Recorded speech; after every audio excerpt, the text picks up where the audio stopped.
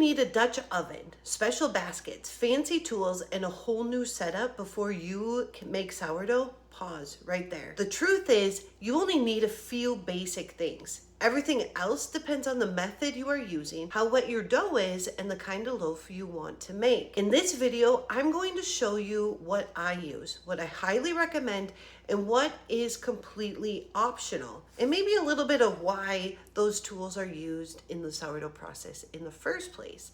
So before we get into the tools, I want to just bring this home.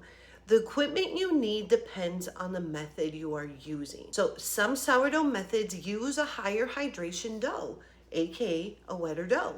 That dough can be stickier and need more support when you're mixing, shaping, proofing, and baking, thus requiring specific equipment because it's a more time-consuming method. In the method that I teach at the Bread and Butter Way, we do things a little bit different because I wanted to simplify the sourdough process to the absolute most basic and simplest way. We have some of the same steps. In my method, we mix the dough, leave it on the counter to bulk ferment until it has doubled. Then the bowl goes into the refrigerator for at least 12 hours up to 72 hours. Other methods will shape the dough before the fridge, and that will require the use of bannetons or shaping baskets to keep the shape during the cold fermentation. So in the method that I teach, we shape the cold dough because it's easier to shape when it's cold and let it do its final proof on parchment paper and bake it on a sheet pan. That is why we don't need a lot of extra equipment. Let's start from the beginning, measuring. So in the method that I teach, I give you both options, cups and grams. You can begin by using measuring cups if that is what you have. A scale is helpful. It gives you more consistent measurements of weights. If your dough is behaving differently one week than it did the week before, weighing your ingredients in grams give you a clearer information to know what adjustments you will need to make. But do not wait to start baking just because you may not have your own scale. I actually just started using a scale a few years ago. Yes, I've been running my micro bakery for over 7 years. And my reason is not just for consistency, but also not having to wash more dishes. So the value that I have found in my scale was less dishes, more than precise measurements. For mixing our dough and the bulk fermentation, you will need one large bowl or container with enough room for your dough to rise. I use a glass bowl when I am baking for my family, but I use a food-safe clear tub for my micro bakery. I like being able to see the dough, watch it rise, and easily tell when it has doubled. Glass, ceramic, plastic, and food-safe stainless steel can all work. You do not need a special sourdough bowl. The main thing is that it has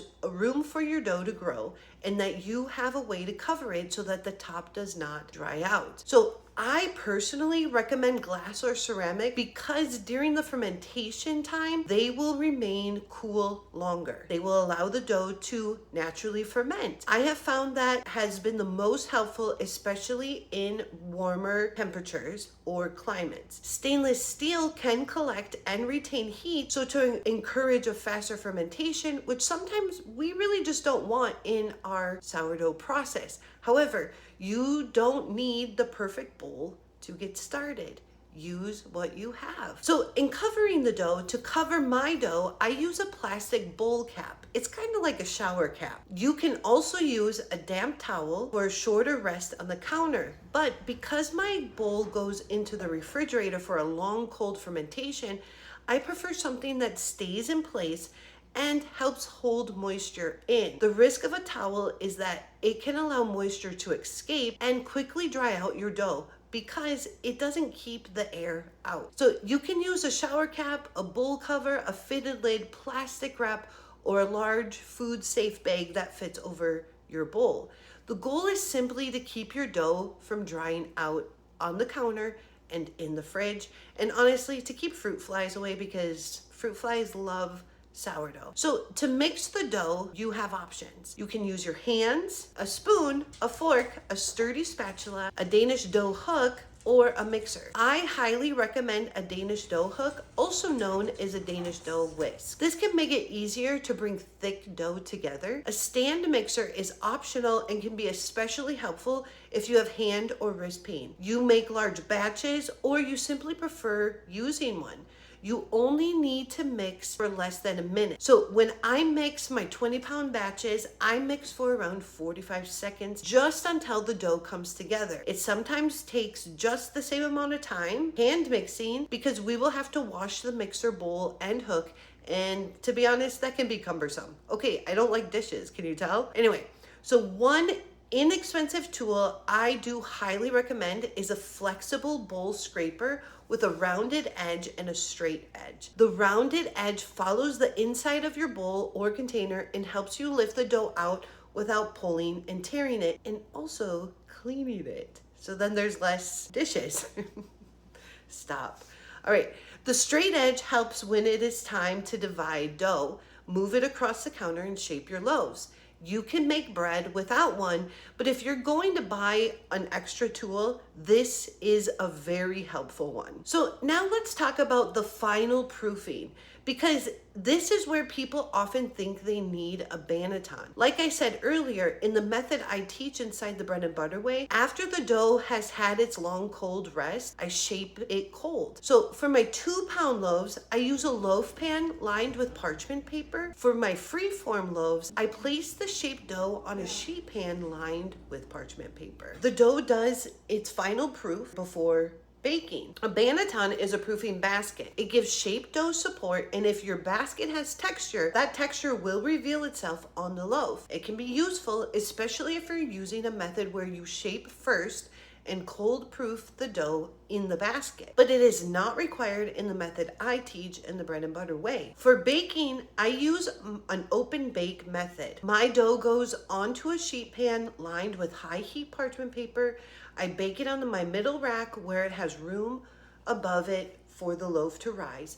And I use a steam pan on the bottom level of my oven, and I rotate the sheet pan on the same middle rack if one side of my oven browns faster than the other. You do not need a Dutch oven to make sourdough. A Dutch oven or a covered roaster traps steam around the loaf. That can be helpful for some methods and some styles of bread. But in the method that I teach, we simply use a sheet pan, parchment paper, steam, and our regular home oven. No heavy lifting, no additional dishes, and it's done. So yes, use oven mitts and keep your face and hands back when opening the oven around steam, especially that initial open. Before baking, you also will want to score your loaf. Scoring gives the bread a planned place to expand in the oven. You can use kitchen scissors, a sharp serrated knife, or a bread lame. A bread lame gives you a clean, controlled score, but it is not required.